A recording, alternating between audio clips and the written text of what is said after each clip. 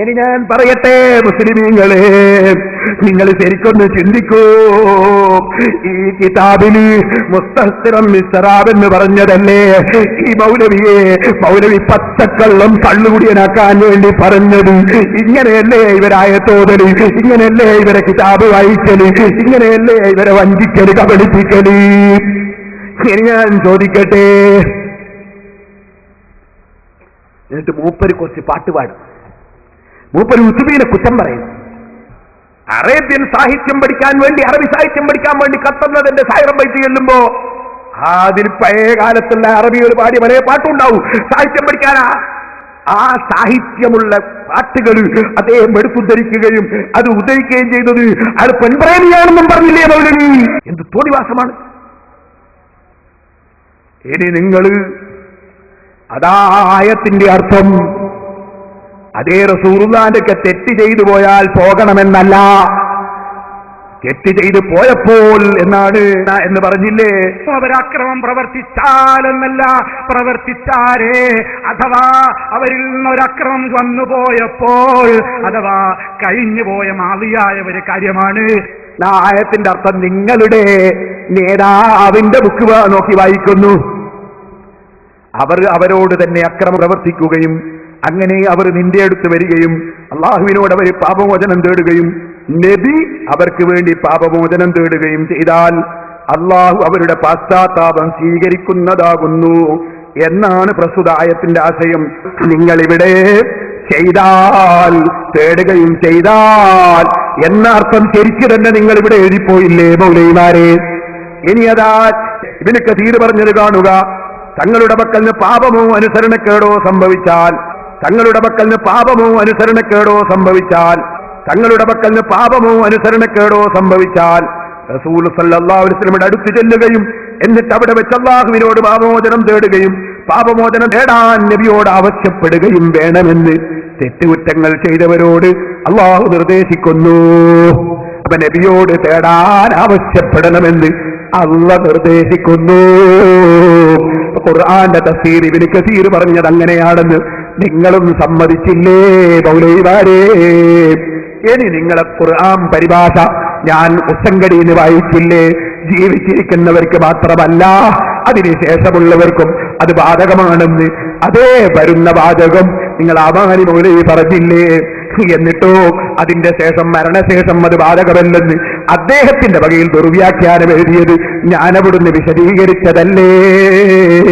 ഇൻഷാ അല്ലാഹ് പ്രസംഗത്തിന്റെ CD ഇറങ്ങുമ്പോ ഞാനതിൽ കേട്ടിക്കോളാം. നിങ്ങൾ പറയുന്ന അതിന്റെ ശേഷം ഞങ്ങൾ ഇങ്ങനെ പറഞ്ഞിട്ടുണ്ട്.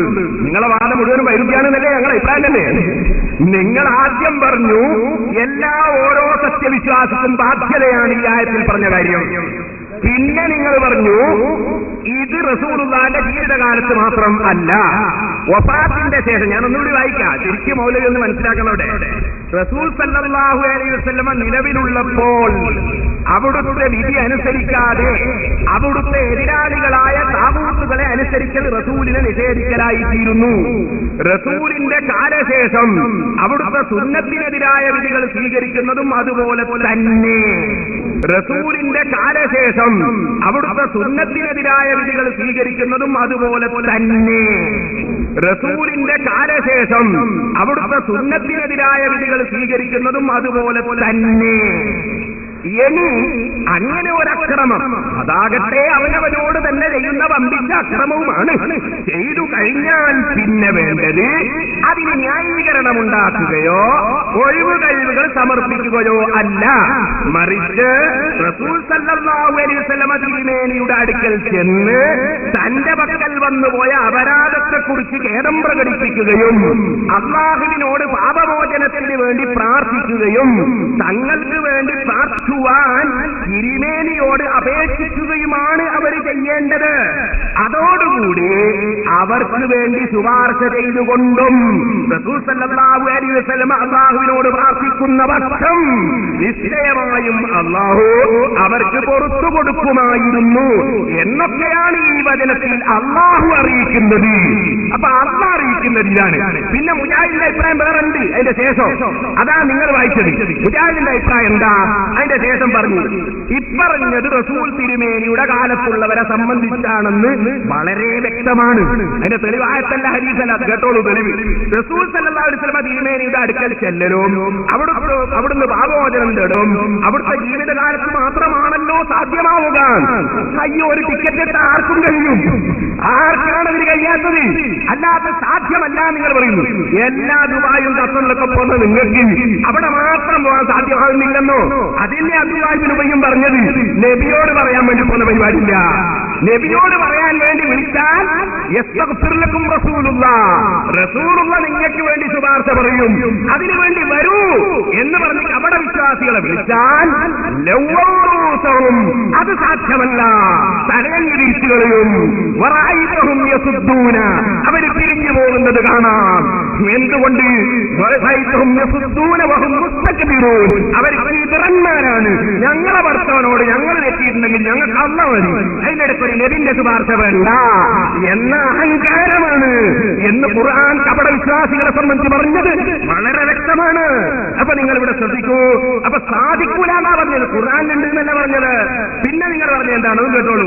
എന്ത് പാപം ചെയ്താലും റസൂൽ തിരുമേനിയുടെ ഖബറിങ്കൽ ചെന്ന് സങ്കടം പറഞ്ഞാൽ മതിയെന്നും മറ്റുമുള്ള ചില അന്ധവിശ്വാസങ്ങൾക്കും അനാചാരങ്ങൾക്കും നീതീകരണം ഉണ്ടാക്കുവാൻ വേണ്ടി ചില തൽപര കക്ഷികൾ ഈ വചനം ഉപയോഗപ്പെടുത്താറുണ്ട്.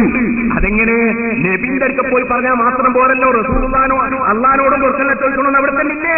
അങ്ങനെ ഒരു തൽപര കക്ഷിയും പറഞ്ഞിട്ടില്ല. അത് നിങ്ങൾ അന്യായികളെ വഞ്ചിക്കാൻ വേണ്ടി നിങ്ങൾ എഴുതിണ്ടാക്കിയതാണ്. റസൂൽ ശുപാർശയും ചെയ്യണം, അള്ളാഹിനോട് കൊടുക്കല ചോദിച്ചാൽ വേറെ നടക്കുകയും വേണമെന്ന. ഇതെന്ത് തൽപര കക്ഷിയാണ് അവിടെ? പിന്നെ നിങ്ങൾ പറഞ്ഞത് എന്താ?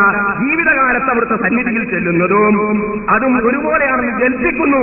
ഇത് തികച്ചും നിരർത്ഥകമാണെന്നുള്ളത് ഇരിക്കട്ടെ. എന്തുകൊണ്ട് നിരർത്ഥകമാണ്? അങ്ങനെ അപേക്ഷിച്ചാൽ തന്നെയും റസൂൽ തിരുമേനി ഇവർക്ക് വേണ്ടി പാപം തേടുകയെന്ന ഉപാധി ജീവിതകാലത്തെ പൂർത്തിയാകൂ എന്ന് പറയേണ്ടതില്ല. നിങ്ങളെ വർത്തന ഞാൻ കേൾക്കേണ്ട ആവശ്യമില്ല. ഖുർആനിൽ പറഞ്ഞത് എന്താണെന്നുള്ളത് ഞങ്ങൾ ആവശ്യം. ഖുർആൻ പഠിപ്പിക്കുന്നത് എങ്ങനെയാണ് നിങ്ങൾ ആദ്യം പറഞ്ഞു. പിന്നെ നിങ്ങൾ ഇങ്ങനെ പറയുന്നു ഔലുൽ മൗലവി ലൈസ ബിഹുജ്ജത്തിനല്ലേ? മൗലവിയുടെ വാക്കുണ്ടോ ഇസ്ലാമിൽ തെളിവാകുന്നു? ഖുർആനെ തെളിവാവൂ, ഹദീസേ തെളിവാവൂ, ഇജ്മാഅേ തെളിവാവൂ, ഖിയാസേ തെളിവാവൂ. ഖുർആനിൽ പറഞ്ഞത് ഇങ്ങനെയാണ് നിങ്ങൾ സമ്മതിച്ചു. നിങ്ങൾ പറയുന്നത് പറയേണ്ടതില്ല. ഇങ്ങനെ പറയേണ്ടതില്ല എന്ന് പറഞ്ഞാൽ ശരി, അത് നിങ്ങളുടെ പ്രസംഗത്തിൽ പറയാം. വാദപ്രതിവാദത്തിനെ ശരിയാവില്ല. വാദപ്രതിവാദത്തിന് അപ്പുറവും ഇപ്പുറമൊക്കെ